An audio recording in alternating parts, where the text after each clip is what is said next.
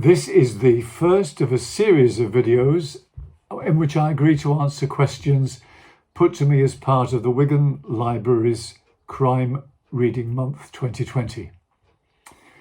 And this first short video is on writing crime novels. Mary Berry asked, please can you tell me if you always have an ending to your novel before you start to write? Well, Mary, I know there are some brilliant writers who claim to start with an open mind, a completely blank sheet. A vague but intriguing idea, one or two potentially interesting characters facing a challenge, an opening sentence perhaps, and then they go where the story takes them. I imagine that must be like being dropped off in the middle of an unfamiliar landscape, following paths that appear ahead of you, reaching the odd impasse and having to turn back and find another way out, and then being really surprised at where you end up. More of a challenging adventure than a carefully planned expedition. I need to know exactly where I'm heading, but that doesn't mean there won't be surprises along the way. I do a lot of research, plot the route, look out for obstacles, gather my companions on the journey, the characters, check my compass, and then set off. Inevitably, the unexpected crops up from time to time and I have to pause, backtrack, make adjustments and set off again. So rather than only having an end in sight, I also have a map, a detailed route and waymarks. In practice, this means I have a short synopsis and a much more detailed plan. This can amount to as much as 20,000 words, with a paragraph for every chapter that I envisage and links to relevant research embedded in those paragraphs.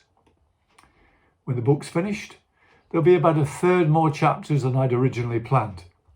Many of them will have been amended, some will have disappeared. New ones will have emerged, but the original plot will still be there. The next question is, in crime novels, I presume that plot is the most important element and drives your story, but are your characters of equal value? Well, I think a plot without characters is a bit like a marathon without runners. For me, the plot does come first, but only as a vehicle that characters inhabit. And because my novels tend to be part of a series, the plot is designed with many of those characters in mind. All plots are a series of events that happen to people. One way or another, for the story to work, we have to care about what happens to those people, especially the protagonist and the perpetrator. In my case, because the majority of my novels are part of a series, that means either the DCI Tom Caton or the NCA Senior Investigator John Stewart and their teams, I want to help the reader to identify with their struggle, feel their frustration and their pain, and will them to succeed. To achieve that, the characters have to be people we can really identify with, even the incidental witness and the villain of the piece. The next question was, how do you spread out your clues within your novel? Well, I don't so much spread out clues as try to create a narrative curve that mimics what would happen in a normal murder investigation, if there is such a thing.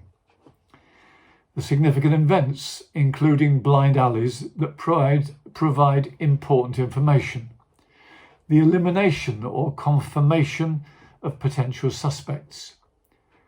The moments of exhilaration, frustration and tension that move the investigation in a stuttering journey towards a revelation and a denouement that may or may not come as a surprise. Too much of a surprise and the reader will feel incredulous and cheated. Too little and they may become bored because they've been cheated of the intellectual challenge of walking in the shoes of the protagonist, sharing his or her emotions and trying to solve the case themselves.